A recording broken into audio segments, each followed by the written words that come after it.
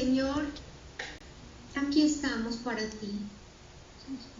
No queremos hablar como un día más, como una rutina, sino queremos hablarte con el entendimiento y nuestra conciencia interior de que es una bendición que hoy nos estás dando, que nos podemos acercar a ti para que nos ayudes, para que tengas misericordia de nuestra patria, de las naciones de la tierra, de los que están enfermos, de los que tienen tanta necesidad. Te pedimos en esta hora, Señor, que nos bendigas, que nos des tu alimento, tu palabra de vida, Señor, porque los tiempos son malos, difíciles, y necesitamos ser fortalecidos en ti. Bendice, Señor, a quienes están aquí, y que seamos, Padre, bendición para aquellos que nos rodean, para poderles enseñar lo que tú aquí nos das. Te damos gracias, danos disposición. Entrega esta hora, es solo para ti, Señor. Bendecimos tu santo nombre. Para ti, Señor, toda la gloria, la honra, el honor. Te amamos y estamos aquí por eso, por amor, fidelidad y compromiso contigo. Gracias, Señor Jesucristo. Amén. Amén. A veces yo paso revista al sitio donde están alojados los audios de YouTube, de las enseñanzas que se dan aquí. Y al mirar las estadísticas encuentro cosas llamativas o extrañas. Pues yo no soy una persona muy reconocida, entonces el número de entradas es poca en las personas que oyen los audios, pero sí hay una fluctuación muy grande entre un audio y otro. La primera impresión que tengo es que la gente se deja guiar, el pueblo de Dios o los que están interesados en conocer algo de la palabra, se deja guiar mucho por el título del tema. Eso es bueno, yo no digo que no, pero lo llamativo es que algunos títulos que son de mucha estructura interior, de mucho crecimiento, no son mirados con suficiente interés. Y es que estamos abocados al cumplimiento de muchas profecías para este último tiempo, y uno de esos pues es el que se ha enfriado el amor, y el que el ser un verdadero discípulo es cuestión de unos pocos. La palabra para el remanente siempre se cumple, son unos pocos los que están interesados en las cosas profundas de Dios. Pero lo que sí puedo decir hoy es que yo conocí al Señor de primera mano, directamente de la fuente. A mí no me lo predicaron, nadie trató de convencerme. Yo venía de una visión muy materialista, muy científica y muy contaminada. Yo estaba metido en muchas cosas oscuras de la nueva era, de visiones filosóficas y del lavado de cerebro que le hacen a uno con el método científico en la profesión médica. Por tanto, la posibilidad de creer para una persona que ha sido adiestrada por ese sistema científico es muy escasa. El Señor me conocía y lo que hizo fue que se manifestó directamente a mi vida, no por una predicación, no por nada, sino un momento vital que estábamos buscando. Algún día lo contaré con detalle. El Señor se manifestó, simplemente se manifestó. Y yo digo que un poco lo que hizo con Saulo lo hizo conmigo. A mí me derribó del pedestal del puesto que estaba, en que me tenía yo, a mí mismo, en la egolatría y el cientifismo. Y es esa la razón por la que yo predico tanto de el Cristo que mora en nosotros. Ese tema lo vimos hace unos pocos días, tal vez 15 días o menos, y sin embargo no tiene muchas entradas en YouTube. Y el tema de vivir en el Espíritu, todavía menos entradas. Entonces, ¿qué es lo que pasa? ¿Por qué esos temas que son los que más quiero yo compartir son los que menos visitas tienen, porque es que son los más difíciles de comprender. Es muy cómodo para un cristiano cuando el pastor le está predicando: mire, hermano, usted lo único que tiene que hacer es sentarse y esperar que le llegue todo de parte de Dios, la bendición, la prosperidad, la salud y los dones.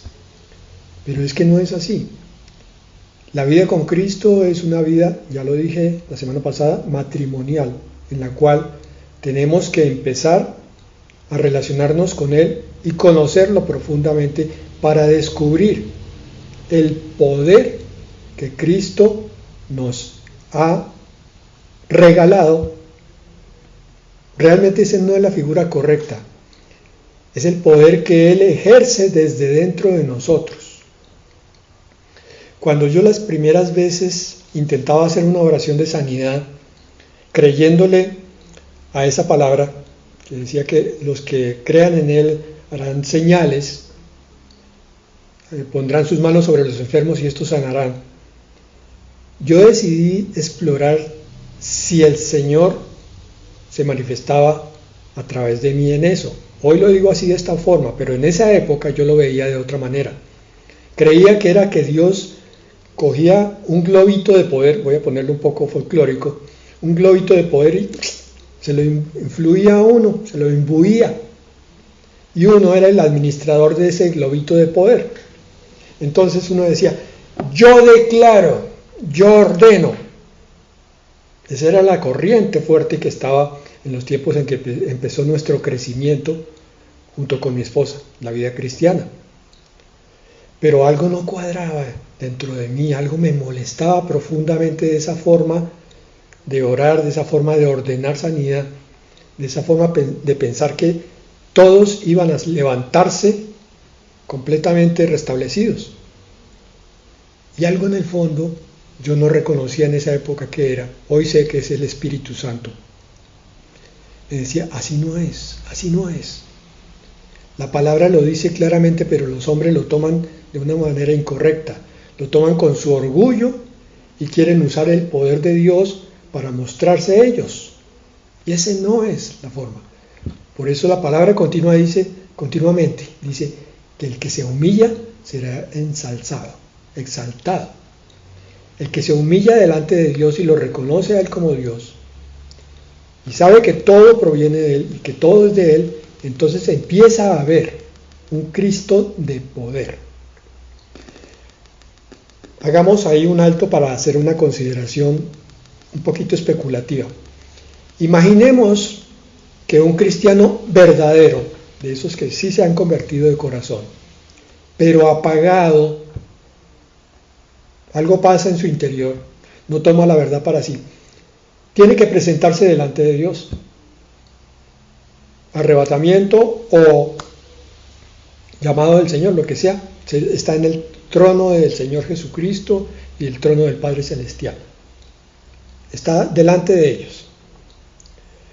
Imaginemos que es verdad eso que dice mucha gente, que toda la vida le pasa a uno en una fracción de segundo en el momento que está presentándose ante Dios. Entonces este cristiano ve transcurrir toda su vida. Imaginemos cómo se sentirá sobre esos momentos de triunfo en esa vida cristiana que en ese momento está terminando.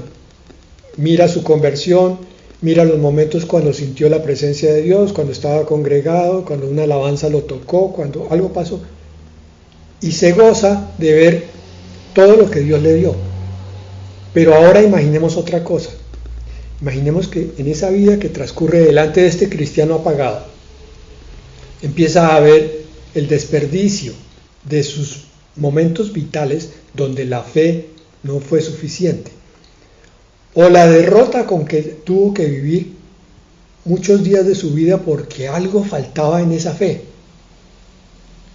En algunos o muchos instantes no tomó la decisión de creer más, o de confiar más, o de esperar el tiempo de Dios, o de usar el poder de los dones y del fruto. Ustedes imagínense que está mirando allá y evaluando su vida cristiana y viendo que hubo momentos buenos, pero que hubo muchos momentos perdidos. ¿Qué sentirá? Dones y virtudes que estuvieron esperando simplemente a que él dejara que se manifestara Cristo en él. Bueno, ese es el tema. El poder de Cristo en ti y lo que enseña la Biblia. Vamos a ir al Evangelio de Juan, capítulo 1, versículo 1.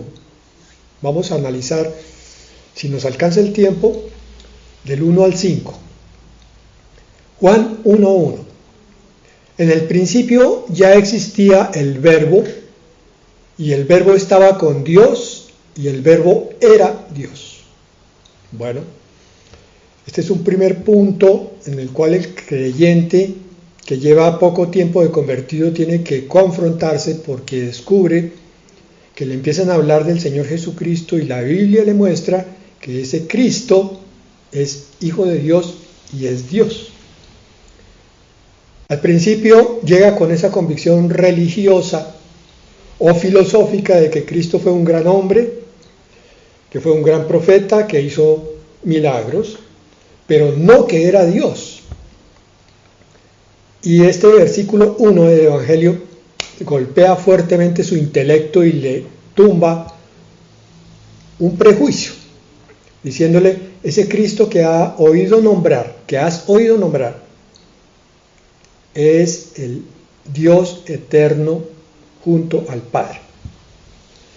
Y Juan 1:2 dice: Él estaba en el principio con Dios. Otra vez lo repite. El Verbo estaba con Dios en el 1 y Él estaba en el principio con Dios. Acuérdense que este es un principio de interpretación bíblica. Cuando se habla doble o triplemente sobre un aspecto, es que ese aspecto es muy importante. Entonces, es muy importante para tu vida. ¿Sí lo es? El Cristo del que tú hablas, el Jesús, estaba con Dios. Vivía con Dios. Y ahora sabemos por la palabra que vive con Dios. Y hemos estado viendo una palabra que habla de que Cristo vive también de otra manera. Una palabra que repetimos con frecuencia para ver si algún día se nos graba y adquirimos la conciencia de lo que eso significa, que es Colosenses 1, 26 y 27.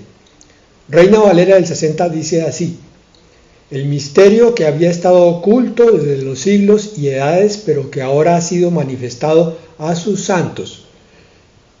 Te he dicho esto repetidas veces, perdóname, te lo repito una vez más. Estamos hablando de algo que Dios había considerado, Dios el Padre, que era demasiado valioso y que iba a llegar su tiempo en el cual lo iba a mostrar a sus santos. Antes no. No lo mostró antes, oigan bien, diferencia con el antiguo pacto. A Israel no se lo mostró, se lo dejó entrever, pero como tal no lo mostró hasta que el Verbo se encarnó. El misterio se hizo realidad. Misterio es un conocimiento que está oculto para la mayoría, pero revelado a unos pocos. Unos pocos, entre los cuales espero que estés tú. El misterio de Dios. Esto no es un misterio fantasmagórico, ni en una cueva, ni en un libro. Es un misterio de parte del corazón de Dios. No lo reveló antes, te lo revela ahora. 27. A quienes Dios quiso dar a conocer las riquezas de la gloria de este misterio. Es decir, el misterio tiene una gloria y una riqueza. Entre los gentiles, miren, no entre los judíos, a menos que se convirtieran al cristianismo, que es Cristo en vosotros, la esperanza de gloria. Te lo repito en la Nueva Traducción Viviente para que no haya disculpas. Completamente claro que Colosenses 1:26, Nueva Traducción Viviente. Este mensaje se mantuvo en secreto durante siglos y generaciones, pero ahora se dio a conocer al pueblo de Dios. 27. Pues Él quería que su pueblo supiera que las riquezas y la gloria de Cristo son también para ustedes. Esta traducción me gusta muchísimo y es la que más uso porque dice claramente, la gloria de Cristo es para ustedes. Un momento, yo no entiendo qué es lo que me va a revelar esto. Estamos hablando de tu vida cotidiana. Estamos hablando de cómo enfrentas los problemas, las deudas, las enfermedades, el estrés, la ansiedad, el sueño o la falta de sueño, el cansancio, todo. Hay riquezas en la gloria de Cristo que son para ti. Y el secreto es, Cristo vive en ustedes. Cristo vive en ti. Entonces el misterio de Dios consiste en que a los judíos no les dijo que Cristo iba a vivir en ellos algún tiempo. ¿Por qué? Porque primero tenía que encarnarse, crecer, vivir, morir en la cruz y glorificarse para después venir a vivir en el corazón de aquellos que lo aceptaran y creyeran, cosa que no podía ocurrir entonces con los judíos porque a ellos les había dado un pacto distinto, la ley. Este es el pacto para nosotros. Cristo en ti, esperanza de gloria. Eso les da la seguridad, continúa 1.27, de que participarán de su gloria. Perfecto, qué cosa tan hermosa, pero yo no entiendo qué es eso de participar de la gloria. Bueno, de eso se trata el tema. El verbo que estaba con Dios y era Dios, ahora está contigo. Por eso empezamos con Juan 1.1 y saltamos a Colosenses 1.27. El verbo estaba con Dios, ahora está contigo, y vuelve a estar con Dios y ahora contigo. Lo dice en Juan 15, la vid verdadera, y en Juan 17, la oración magna. Ellos en mí y yo en ellos. Está en ti, vive en ti. Son tristemente muchos los cristianos que no conocen esto experiencialmente. Puede que lo hayan estudiado en un seminario teológico, bíblico, lo que sea, pero cuando llegan a su casa, salieron del curso, Cristo no está. Porque si Cristo está, tienen que pasar muchas cosas en su vida. Tiene que haber milagros, tiene que haber una convicción muy particular, muy diferente a la de un ser simplemente humano, tiene que haber un razonamiento distinto porque es la mente de Cristo. Y eso es lo que pretendemos concientizar con estos temas. Por tanto, tú entiendes que este es un tema que no le va a llamar la atención a alguien que no sabe de qué estamos hablando. Espero que tú lo sepas. Entonces, la conclusión práctica ya es esta. ¿Dónde estás buscando a Dios, tú, hermano? ¿En el cielo? ¿En el trono? ¿En la iglesia? ¿En la Biblia? ¿En el pastor? No es eso lo que te dice la Biblia. La Biblia dice que el verbo estaba con Dios y era Dios, y después dice que Cristo vive en ti. Llegado a este punto siempre digo lo mismo. Entonces no tenemos que congregarnos. No. Tenemos que congregarnos porque Cristo vive en ti, vive en el hermano, y cuando nos reunimos, esa coinonía, esa comunión, hace que Cristo se manifieste de una manera distinta en su cuerpo, que es la iglesia. Sino que lo que tenemos que entender es que cada enseñanza de la palabra tiene que ser experimentada. Es decir, que con esta revelación ya de hoy, tú tienes que salir a buscar el Cristo que está en ti después de congregarte. Y cuando llegues a congregarte la próxima vez, llegues con el Cristo que mora en ti. Porque si vienes tú solo, te vas a perder una gran parte de la revelación de Dios.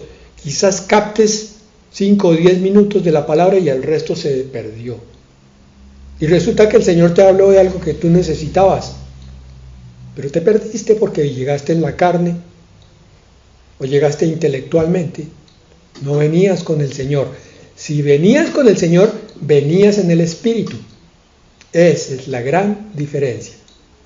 El secreto es Cristo vive en ustedes, lo dijo Colosenses 1:27. Bueno, ok, entonces ya llegamos a una sola conclusión, la primera, viendo 2 versículos. Por favor, concientízate del Cristo que está en ti. Porque si no lo haces, vas a seguir siendo un cristiano de iglesia. ¿Qué es un cristiano de iglesia? Aquel que llega con su Biblia debajo del brazo, se sienta, oye una predicación, entiende solamente 1/10 parte o 2/10 partes, el resto se le desperdicia, y cuando llega a su casa, ese 10% o 20% prácticamente se le está olvidando. Ya llegó y no lo puede practicar. Allá le predicaron del perdón y llega a su casa y la persona que está en ese hogar familiar le arma el problema, porque Satanás busca siempre hacer lo mismo. Y esta persona que viene del culto cae en la pelea. Se le olvidó la palabra que el Señor le dio.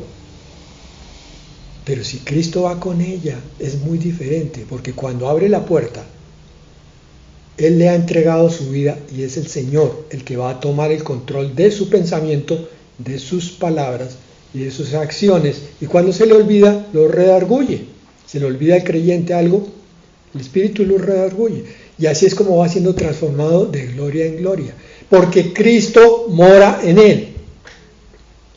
Cuando decimos transformación, cuando decimos nueva criatura, muchísimos creyentes piensan que les toca ejercitarse en no decir mentiras, en no tener malos pensamientos, y eso es una batalla de ellos solos, y la pierden, porque están peleando sin Cristo.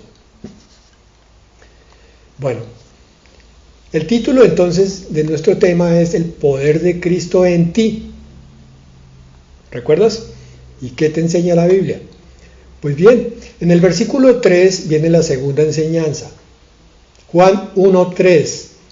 Todas las cosas fueron hechas por medio de Él, y sin Él nada de lo que ha sido hecho fue hecho.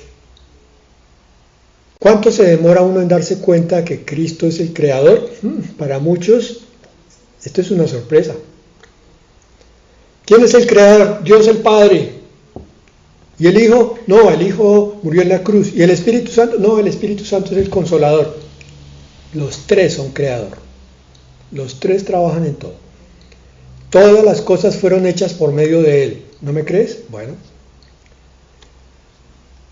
Veamos entonces 1 Corintios 8:6. Para nosotros, sin embargo, solo hay un Dios, el Padre, del cual proceden todas las cosas y nosotros somos para Él. Y un Señor Jesucristo, por medio del cual son todas las cosas y nosotros por medio de Él. Son todas las cosas. Bueno, sí, pero es que yo me acuerdo que Él como que sostiene todas las cosas, pero Él no dice que sea creador, sí dice. Pero si no te basta esa palabra, te leo Colosenses 1:16. Porque en Él fueron creadas todas las cosas, las que hay en los cielos y las que hay en la tierra, visibles e invisibles, sean tronos, sean dominios, sean principados, sean potestades. Todo fue creado por medio de Él y para Él. Esa está la figura del Dios creador. El Padre está sentado en el trono, está visualizando la creación que va a llevar a cabo dentro de contados instantes, la está pensando y entonces la habla, dice, sea la luz.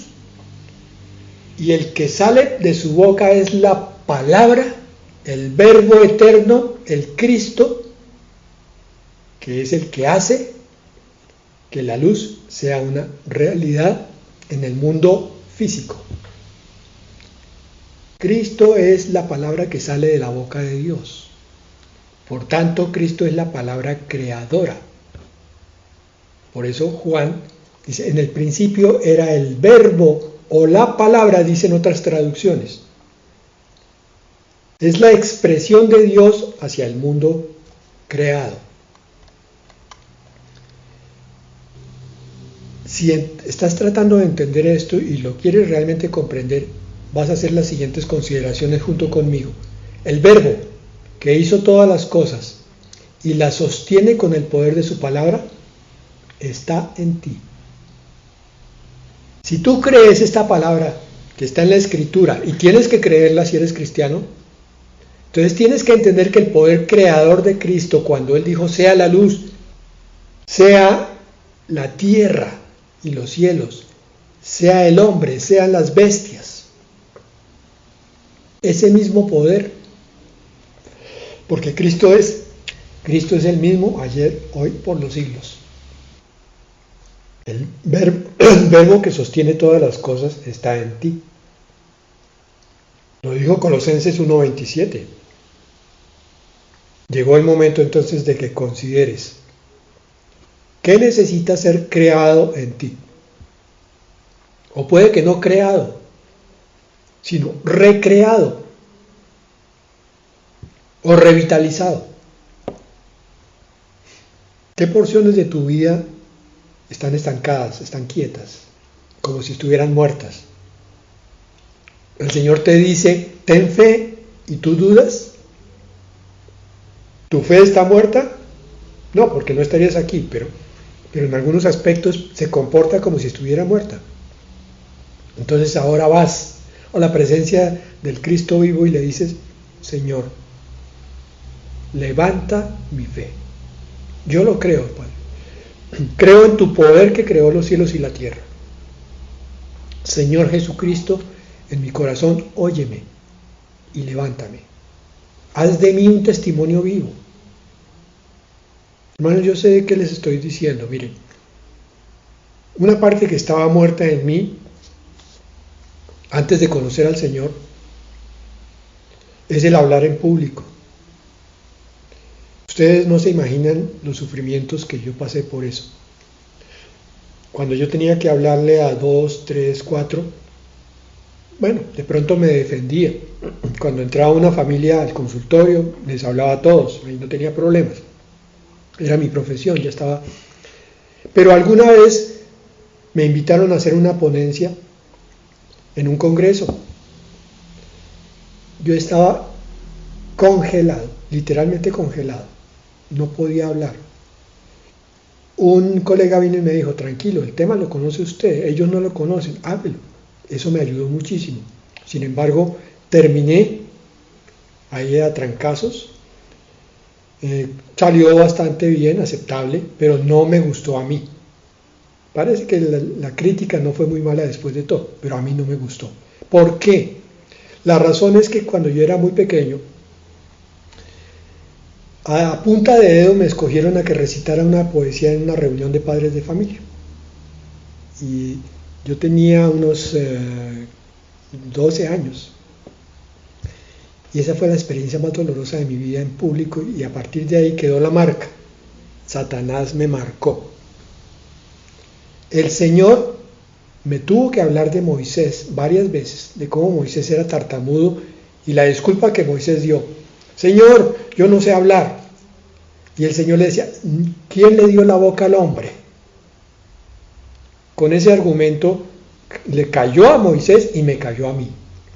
Entonces yo empecé a creer. Y una vez oré: Señor, si tengo que hablar en público, dame tú la capacidad, porque yo, como ser humano, no puedo. Y nuevamente entonces el Señor me fue adiestrando y fue soltando cosas para que pudiera hablar y para que tuviera claridad para enseñar. Ese testimonio tan corto es porque creí en Él. Él tiene su poder creador. Y Él sabía que yo necesitaba hablarle de pronto no una cantidad muy grande de gente, pero sí a más de 3. Y sabía que tenía que curarme. Más que curarme, crear en mí la capacidad de poder hablar en público.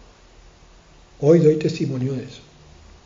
Yo estoy hablando de ese Dios, del Dios que es absolutamente cotidiano, diario y práctico. Perdón las palabras, mi Señor, porque suenan como muy humanas, pero es así.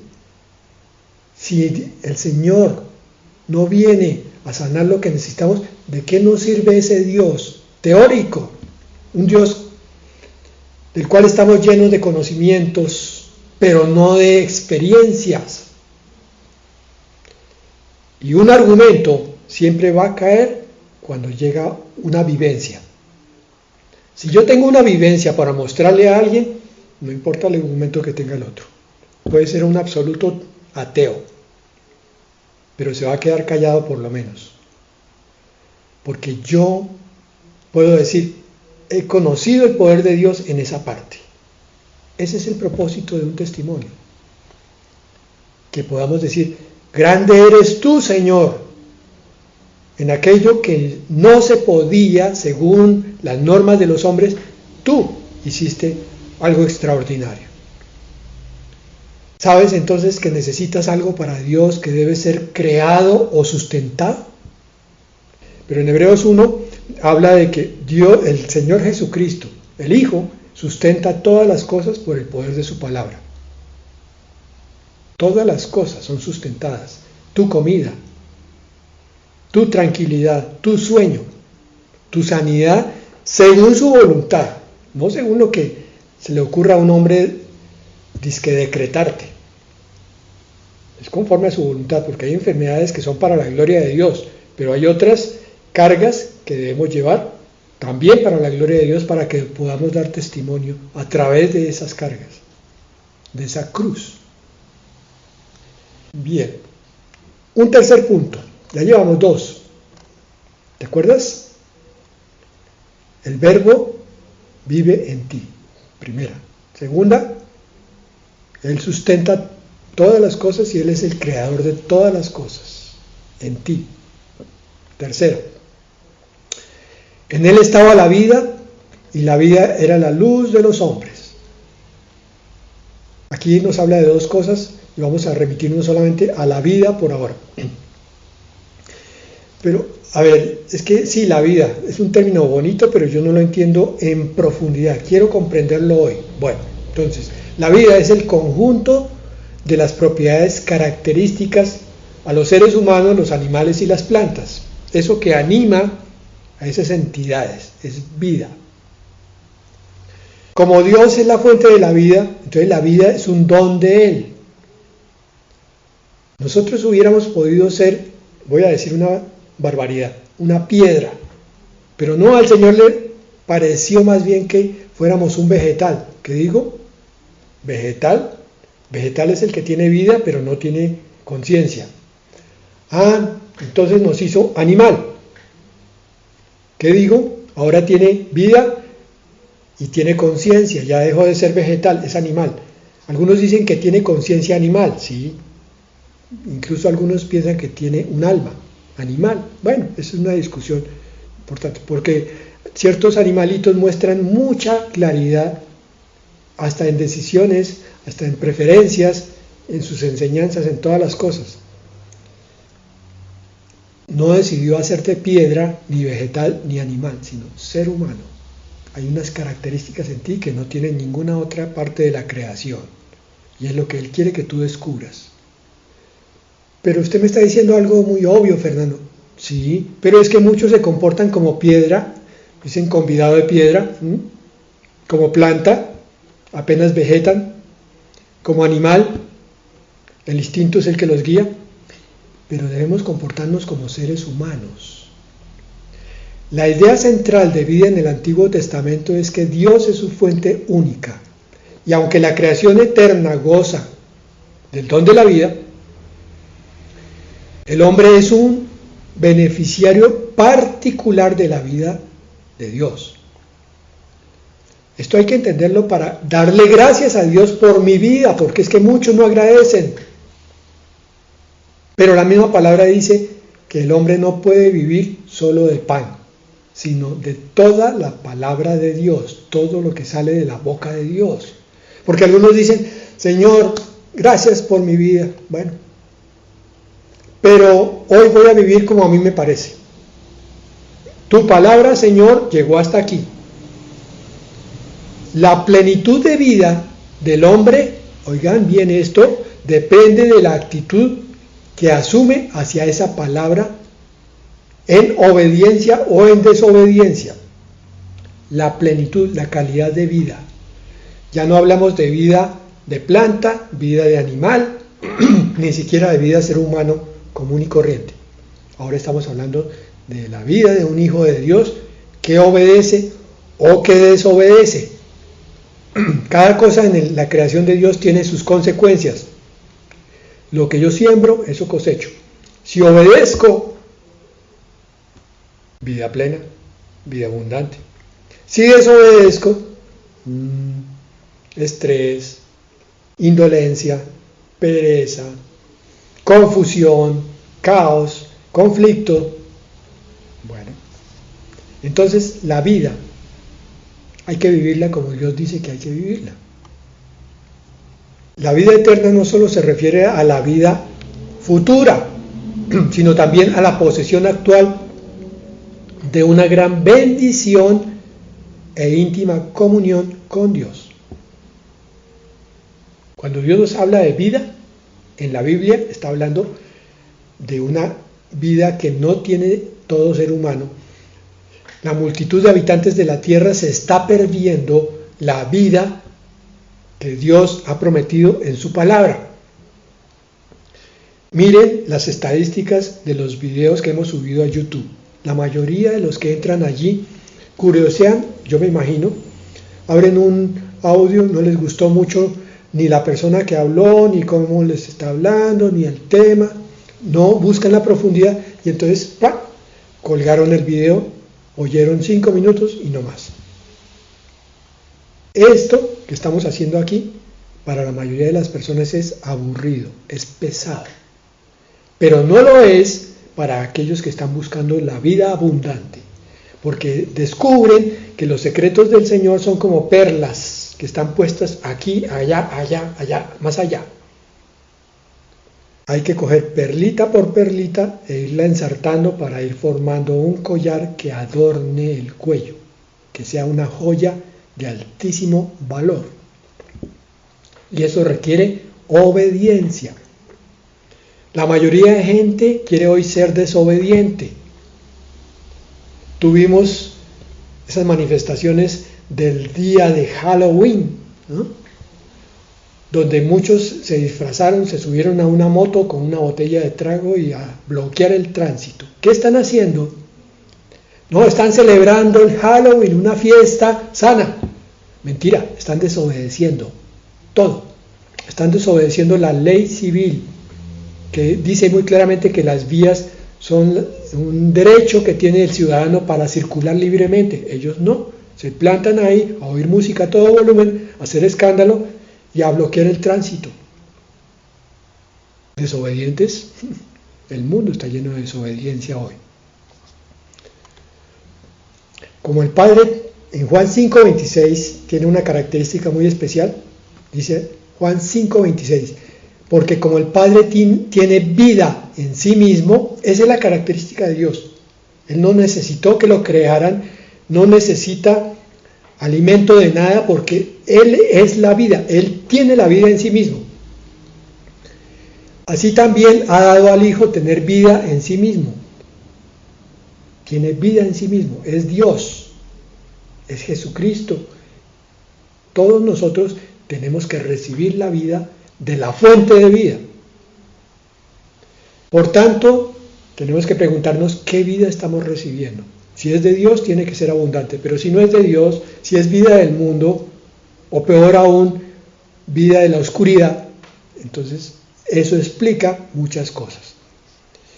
Vida abundante, Juan 10:10 dice, el ladrón no viene sino para hurtar, matar y destruir. Yo he venido para que tengan vida, primero, y para que la tengan en abundancia, la vida eterna abundante. Esta vida solamente puede darse testimonio de ella cuando uno la empieza a vivir, porque medio empieza a entenderla. Quiero decir que el que no ha creído la palabra de Dios, por tanto, duda cuando alguien se para y dice, yo tengo una forma de vivir ahora completamente nueva a la que tenía hace años. Dice, ese tipo fanático está loco. ¿Cuál vida? O sea, aquí en el planeta, caminar, respirar, comer, eso es todo. Él piensa que está levitando. No, hermano, no está levitando, pero su espíritu está viviendo en otra dimensión. Y cuando termine este tiempo, va a vivir en espíritu, en cuerpo, en otra dimensión, la vida eterna. Dice la palabra en Juan que el verbo es la vida y Él está en ti. El creador de la vida, el dador de la vida está en ti. ¿Hay algo muerto que necesite vivir? ¿Has sufrido en el amor, en tu paternidad, en la relación de pareja? El Señor puede resucitar cualquier cosa porque Él es el dador de vida y está en ti. Cerramos entonces el tema de hoy con esa consideración, diciendo, miren cómo somos nosotros como creyentes. Vamos caminando cada día de una manera particular, muy pocas veces conscientes de quién está en nuestro corazón, en nuestra vida, en nuestro ser. Y como lo ignoramos, ignoramos el poder de Cristo, el poder creador y el poder sustentador de la vida. ¿Qué pasaría si tuviéramos conciencia de esa realidad que nos dice la Escritura? ¿Tú te imaginas cómo sería nuestra relación familiar? Una relación de pareja que se está muriendo, una amistad que está al borde de la ruptura, una enfermedad, ¿por qué no?, que está amenazando la vida y puede que todavía no sea el tiempo, y tú le dices, Señor, necesito tu vida, por favor, si es tu voluntad, levántame para que yo te siga sirviendo. El problema de nuestras peticiones es que ignoramos de dónde viene el poder, por tanto la oración no la hacemos en la forma correcta porque es buscando el poder que mora en nosotros, pero entendiendo que la petición que hacemos es para darle la gloria a Dios, no para usarlo en nuestros propios deleites. Señor, dame vida, y si tú me resucitas, entonces yo voy a estar de rumba todos los fines de semana. No, es para servirte, Señor. Señor, dame un buen carro para servir a la congregación, a mis hermanos. Muy diferente. ¿Hay algo que necesite vivir en ti? Empezando por la misma relación con el Señor. Bueno, eso puede ser una oración. Señor, mi relación contigo no ha sido la mejor, pero hoy entendí que puede vivir, Señor, de una manera completamente diferente en mí esa relación contigo. Es decir, que yo puedo vivir contigo de otra manera, de una manera mucho más cercana, más íntima, más plena, y ver tus bendiciones, Señor, manifestadas a través de mí, no porque yo sea ungido, no porque yo tenga más poder que los demás, sino porque tú moras en mí y yo te reconozco, Señor, y esa es mi humildad. Reconozco tu poder a través de mí, porque me usas, Señor, como si yo fuera un teléfono, simplemente. Sale tu voz y tu voz crea y tu voz da vida. Te bendecimos, Señor, y te exaltamos. Te damos gracias porque te ha parecido, Señor, una bendición para nosotros morar en nosotros. Perdónanos, Señor, porque hemos vivido muchas veces ignorando esta tremenda bendición, que fue un misterio para los religiosos judíos y sigue siendo un misterio para todos los religiosos. Pero nosotros queremos andar en el Espíritu, Señor, y conocer esa profundidad de tu palabra, para que nuestra vida sea realmente cambiada, realmente transformada, realmente levantada en testimonio para ti, no para que nos miren a nosotros, sino a ti. Padre, gracias, Señor, en el nombre de Jesús.